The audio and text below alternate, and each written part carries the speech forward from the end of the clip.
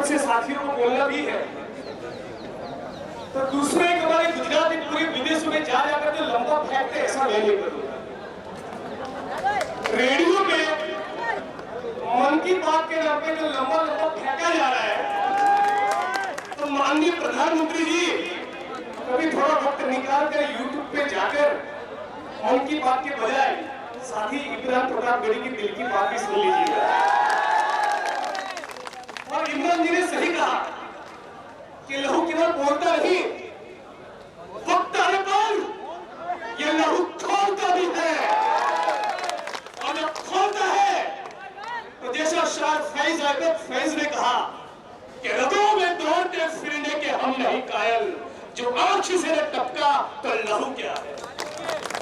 और ये लहू जब खोलता भी है तो नक्सलवाद के नाम पे शहीद आजम भगत सिंह, सावित्रीबाई फुले और बाबा साहब अंबेडकर की विचारधारा को महाराष्ट्र और पूरे देश के कोने में ले जाने वाले क्रांतिकारी साथी सागर ने जो कहा वैसा लहू खोलता है।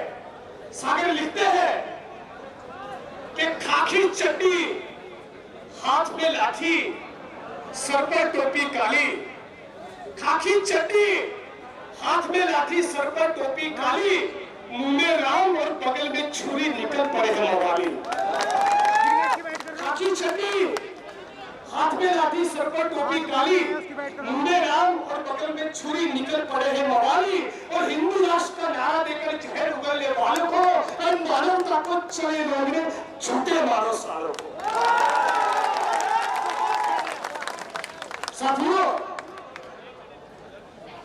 ये झूठे बोलने वाली जो बात है, ये जो शायरी है, उसके स्पिरिट को हम लोग पकड़ेंगे, क्योंकि हम लोग नहीं चाहते कि संघियों का भी मॉब लिंचिंग हो। तो झूठे नहीं मारेंगे, प्यार से उनको जेल में भेज देंगे। साथियों, आज पिछले 2 दिन से मैं यहीं पर हूं और सचमुच कह रहा हूं दिल से, क्या जभी हम लोग यहाँ पर खड़े हैं तो मेरे दिल में 2 मुद्दों को लेकर बड़ी तकलीफ है। एक कि आज इसी वक्त मध्य प्रदेश में जहां गुजरात, महाराष्ट्र और मध्य प्रदेश की तीनों सरकार मिलकर 43,000 आदिवासी परिवारों के 2.5 लाख आदिवासियों के ऊपर पानी छोड़कर उनको डुबोने की एक दर्दनाक जो साजिश कर रही है, उसके सामने साथी मेधा पाटकर लगातार 12वें दिन से अनशन पर है और आज उनकी तबीयत बहुत खराब हो। तो हम सबसे पहले सारे मुसलमान साथी और मंच पर जितने भी प्रगतिशील साथी है, वो सभी आज इस वक्त उन 2.5 लाख आदिवासी परिवारों के साथ उनके संघर्ष को लेकर अपनी जान की बाजी लगाने वाली साथी मेधा पाटकर को जमकर क्रांतिकारी सलाम करते हैं, उनके लिए जोरदार ताली करते हैं।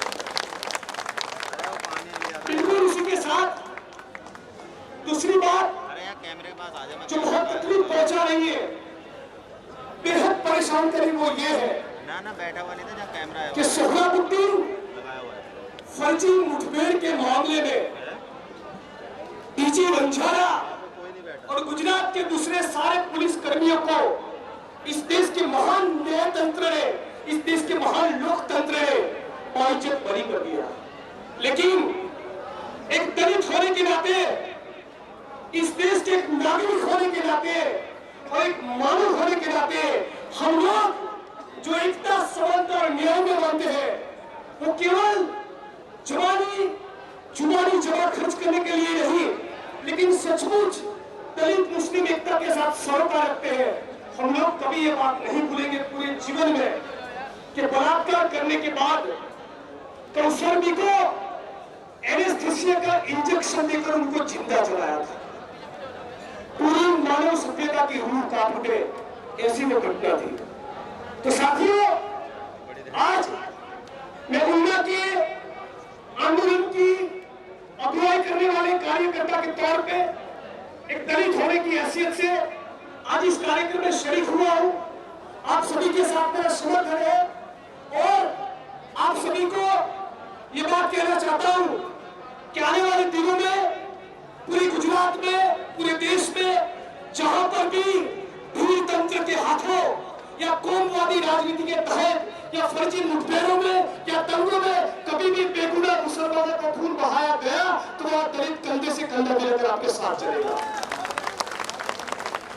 लेकिन साथियों, हम लोगों को यह बात भी समझना है कि आज ये भीड़ तंत्र के हाथों जो बेगुनाह मुसलमान और दलितों को टारगेट किया जा रहा है, घर वापसी और लव जिहाद के नाम पे जिस तरह से दलित और मुसलमानों को प्रताड़ित किया जा रहा है, उसके पीछे का मकसद ये है कि इस देश के हिंदू राष्ट्र का झंडा लेकर घूमने वाली फांसीवादी ताकतें वो चाहते हैं कि इस देश की आवाम, इस देश की जनता, 120 करोड़ लोग ये सवाल न पूछे कि विदेशी बैंक पे पड़ा 15 लाख कब वापस आएगा। हम लोग ये सवाल ना पूछे, इसलिए ये गाय माता वाला पॉलिटिक्स चला जा रहा है। ये पॉलिटिक्स इसलिए चला जा रहा है कि हम लोग ये सवाल ना पूछे कि मोदी जी आपने जो महंगाई, गरीबी, शोषण और भ्रष्टाचार के खात्मे की बात की थी, उसका क्या हुआ। ये राजनीति, भीड़ तंत्र की राजनीति या गाय माता वाला पॉलिटिक्स इसलिए खेला जा रहा है कि इस देश की 125 करोड़ जनता ये सवाल न पूछे कि मोदी जी 5 साल के दौरान आपने जो ये कहा था कि सारे बेरोजगार युवाओं के लिए 2 करोड़ रोजगार खड़ा करेंगे, उसका क्या हुआ। ये सवाल खड़ा ना हो, इसलिए गाय की पूछ ला रहे हैं।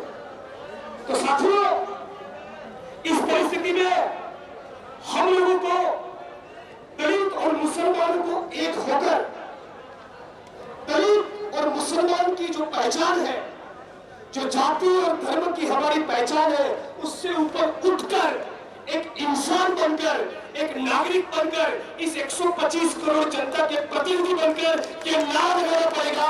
मोदी जी, गाय की पूछ आप रखो, हमें 2 करोड़ रोजगार दो, ये नाम हमको लेना पड़ेगा।